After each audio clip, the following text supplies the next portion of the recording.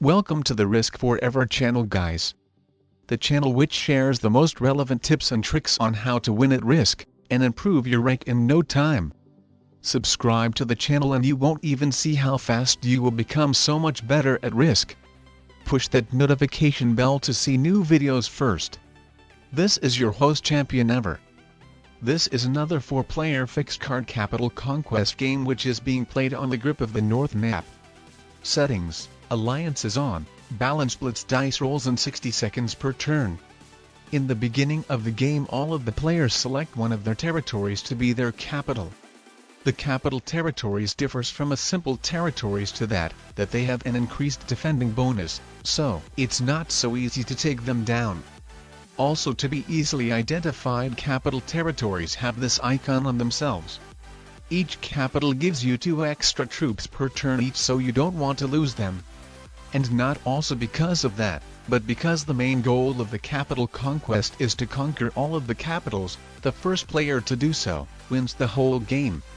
However, there is a 3 rounds rule. In order to win by capturing all the capitals, there should be already 3 rounds from the beginning of the game passed. Once 3 rounds are already passed, all you need in order to win is capture all of the capitals, and that's it. You don't necessarily need to conquer the whole map or even take somebody else out. Capturing all of the capitals is your #1 priority and the main goal. So as you can see, I selected my capital to be in Denmark, the white player in Greenland, the pink player in Finland, and finally the yellow player who is my ally in Northern Europe. I selected this territory to be my capital because I thought that it connected with this territory, so it would have worked as a strengthened border for me. But only in this turn I realized that I was wrong. It doesn't connect with another country territory, so actually I ended up putting my capital in a blocked place, and I don't really like it all. With the troops I've got, I was planning to capture Scotland, but because I ended up putting my troops in a blocked place, now it will be captured by the white player, and there's no way he would let me hold it in case I take it from him, but I could potentially try guarding strong against him in case I decide to do so. I mean, the yellow player is my ally, so he shouldn't invade me, and the pink player is kinda far from me, so he might be busy with the other stuff as well. And yeah, the white player has captured Scotland as I predicted. Hopefully the yellow player invades him, adding his troops in Iceland. And that's awesome. With the yellow player invading white into Greenland, I should successfully take Scotland from white, and don't worry that the white player could invade me at all. So I really like the yellow player's decision. He sent me the attack request to attack the pink player, who I ended up attacking a bit. He didn't end up attacking pink by himself, but instead of that he invaded white, which I consider to be even better decision for me. I mean, the pink player is far from me but close to yellow, so after it will be dealt with the white player, then if I and yellow continue to team up, then it should favor me more, because with the pink player being close to yellow, meaning that pink most likely would invade yellow into his countries, while I could possibly still hold at least some of them, especially if I take Greenland from the white player, which is one of the most isolated regions of this map. It could only get invaded from 2 territories, and the same thing is with yellow's Northern Europe, but the thing is that he will be bordering with the pink player while I won't. And to be honest, I would guess that the yellow player is being allied with the pink player as well, not only me, with him not really being worried of getting invaded by him. So it's actually a smart decision for the yellow player to keep sending me the attack requests to attack the pink player, as obviously by the white player being the weakest he will be eliminated first, so then if I mess up with pink, then in a 3-player situation the yellow player would be really favor the diplomacy-wise with me and pink being enemies in case I attacked him. So this is why my current priority is to keep finishing dealing with the white player and only then start attacking the pink player, but only if the yellow player shows me initiative to do it by himself, with me predicting that both of them have the alliance with each other. As you can see, the yellow player has just sent me the attack request to attack pink again. But with the white player being barely alive, I have to attack him over the pink player, because otherwise the yellow player could possibly get a good diplomacy advantage in a 3-player situation. But if the white player were stronger than pink, then I might have accepted his alliance requested and focused on pink instead. But actually I don't really like that the pink player is moving so close towards me with his biggest army, so I just sent the attack request for the yellow player to attack the pink player as well. His turn will be before mine, so I will actually be able to see whether he attacks him first or not, so I will know whether I should attack the pink player or just stay neutral in case the yellow player doesn't end up attacking pink. And to be honest, it's really bad that the pink player didn't end up taking out white, so in this turn the yellow player, instead of attacking pink, could just take the white player out and that's it, forcing me to attack the pink player firstly by myself. That I don't really like it that much. Anyways, when it came to the yellow player's attack requests to attack the pink player in the beginning of the game, it would have been a good idea for me to attack pink in case I knew that the yellow player be going after the white player, so it would have been very helpful for our mutually beneficial alliance to deal with each other's neighboring players easily, in case I decided to immediately attack the pink player instead of going after white as well. So props to the yellow player for having a very good plan in mind.